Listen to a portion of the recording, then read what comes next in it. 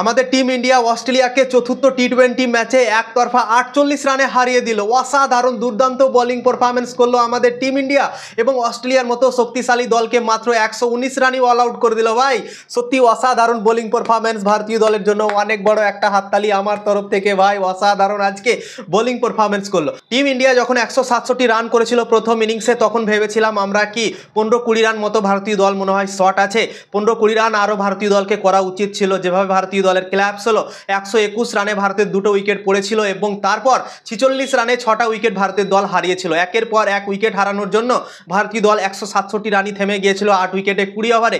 এবং তখনই আমরা এই ভাবনা চিন্তাটা করেছিলাম, আমাদের মনও খারাপ হয়ে গিয়েছিল কি অস্ট্রেলিয়ার মতো শক্তিশালী দলের সামনে এই রানগুলো কিছুই নয়, অস্ট্রেলিয়া খুব তাড়াতাড়ি এই রানটা চেস করে নিতে পারে, ভারতীয় দলকে হারিয়ে দিতে পারে। কিন্তু ভাই যেভাবে ভারতীয় দল এই ম্যাচটাকে জিতলো না, বোলিং পারফরম্যান্স যেভাবে করলো, ভারতের প্রত্যেকটা বলার সবাই আজকে উইকেট পেয়েছে।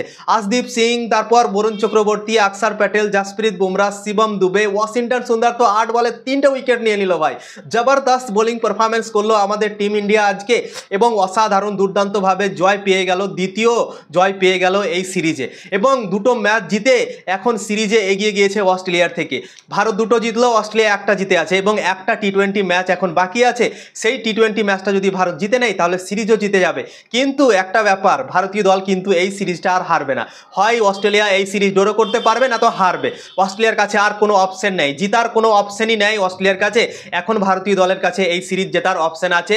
ম্যাচ জিতলেই ভারতীয় দল এই সিরিজ জিতে যাবে এবং অস্ট্রেলিয়া যদি জেতে তাহলে কিন্তু ড্র করতে পারবে সিরিজ। দুর্দান্ত বোলিং পারফরম্যান্স করলো আমাদের টিম ইন্ডিয়ার বোলাররা, প্রত্যেকটা বোলার দারুণ বল করেছে। ভারতীয় ব্যাটিংদের কথা যদি বলা যায় তো শুভমান গিল সব থেকে বেশি রান করেছে, 39 বলে 46 রান সে করেছিল এবং সেকেন্ড হাইয়েস্ট স্কোর করেছে 28 রান অভিষেক শর্মা। তো ওপেনিংয়ে ভালো খেলেছিল দুইজনই।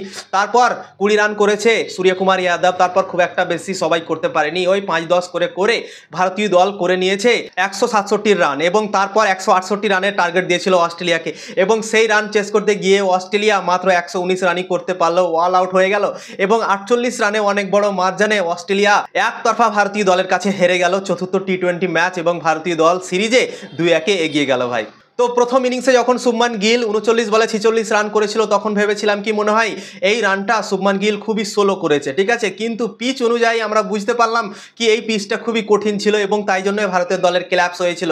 46 রানে 6টা উইকেট হারিয়ে দিয়েছিল ভারতের দল, এই জন্যই কি পিচটা অনেক স্লো ছিল, বল মারা খুবই মুশকিল হচ্ছিল, হিট মারা খুবই মুশকিল হচ্ছিল। এই মাঠটাতে যে আজকে খেলা হচ্ছিল, এই মাঠটাতে 3 নম্বর টি-20 ম্যাচ শুধু খেলা হলো অতদিন থেকে, ঠিক আছে, এবং এই মাঠটাতে নাকি ফুটবল খেলা হয়, ফুটবলের নাকি মাঠ এটা, ঠিক আছে, এবং মাঝে মধ্যে এখানে টি-20 ম্যাচগুলো খেলানো হয়।